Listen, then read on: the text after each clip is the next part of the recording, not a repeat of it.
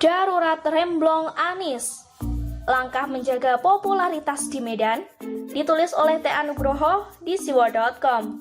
Gubernur DKI Jakarta katanya kembali akan menerapkan pembatasan sosial berskala besar atau PSBB di DKI Jakarta. PSBB tersebut ditunjukkan sebagai rem darurat dalam penanganan dan penanggulangan pandemi COVID-19 di DKI Jakarta. PSBB yang kali ini diterapkan oleh Gubernur DKI Jakarta tersebut katanya bukanlah semacam PSBB transisi yang sudah berulang kali dilakukan di DKI Jakarta.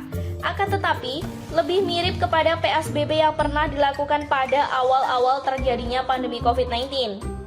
Jika PSBB semacam itu akan diterapkan, maka tempat-tempat hiburan, sektor-sektor usaha yang dinilai tidak penting, dan kegiatan-kegiatan kemasyarakatan otomatis akan ditutup dan diberhentikan. Kenapa baru sekarang injak rem darurat, Nis? Kenapa baru setelah ada acara-acara semacam deklarasi itu, baru sekarang injak rem darurat? Apa benar PSBB ini akan menjadi rem darurat? Apa kepentingan utama yang melandasi keputusannya? Kebijakan tersebut di kala perekonomian ibu kota sudah mulai kembali menggeliat? Saya melihat dalam beberapa kurun waktu belakangan ini, dalam kurun waktu yang relatif agak lama, nama seorang Anies Baswedan memang sudah mulai jarang dibicarakan di media, baik di media mainstream ataupun media sosial.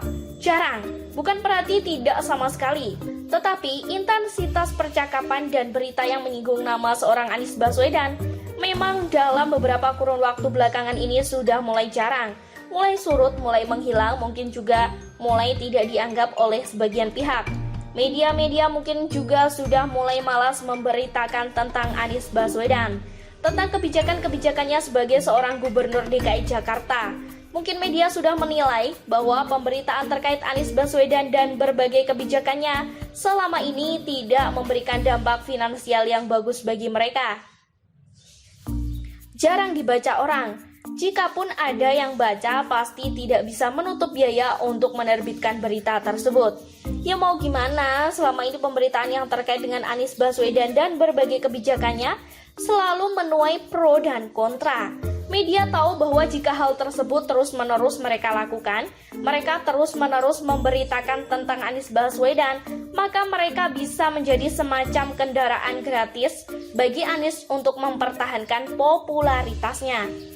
Kita semua pasti ingat pada bulan Maret yang lalu, ketika awal-awal pandemi COVID-19 menjangkau di Indonesia, khususnya di DKI Jakarta.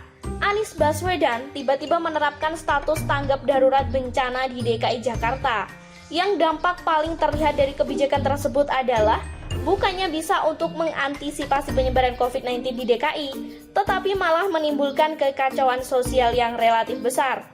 Banyak pekerja-pekerja non-formal yang tiba-tiba kehilangan pendapatannya karena banyak orang work from home dan ketakutan untuk keluar rumah. Itu baru dampak secara teritorial di DKI Jakarta saja.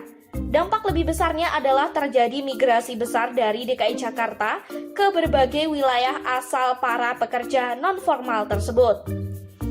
Di mana hal tersebut malah semakin meningkatkan resiko penyebaran dan perluasan COVID-19 dari yang semula hanya lokal di DKI Jakarta, kemudian beresiko penyebar ke berbagai pelosok penjuru tanah air.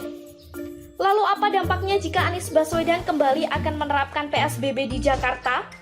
Merujuk berita yang dirilis oleh CNBC Indonesia pada 10 September 2020 pukul 10.50 waktu Indonesia Barat dengan judul Transaksi saham di BI dihentikan, IHSG anjlok 5%. Dalam artikel berita tersebut dikabarkan bahwa Bursa Efek Indonesia atau BI menghentikan sementara perdagangan saham atau trading halt karena IHSG jatuh lebih dari 5%. Penghentian perdagangan tersebut dilakukan pada pukul 10.36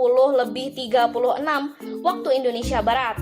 Padahal konferensi pers yang dilakukan oleh Anies Baswedan terkait rencana PSBB ketat seperti awal wabah COVID-19 melalui kanal YouTube Pemprov DKI Jakarta baru dilakukan pada hari Rabu, 9 September 2020 pada malam hari.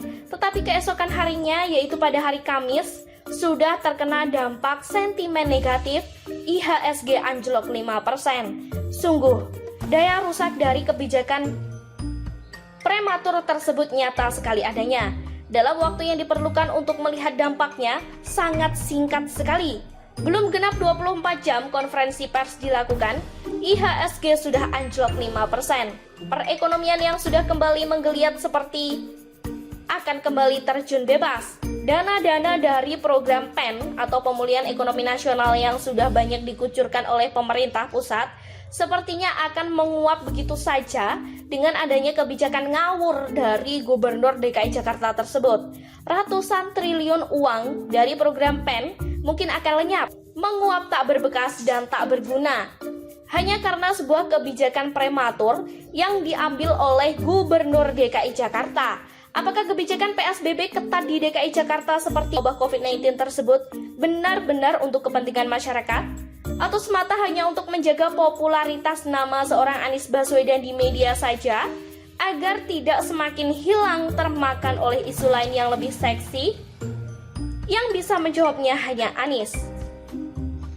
Sekian dulu berita hari ini. Jangan lupa di like, komen, dan subscribe agar Anda tidak ketinggalan informasi menarik dan terupdate lainnya dari channel Daily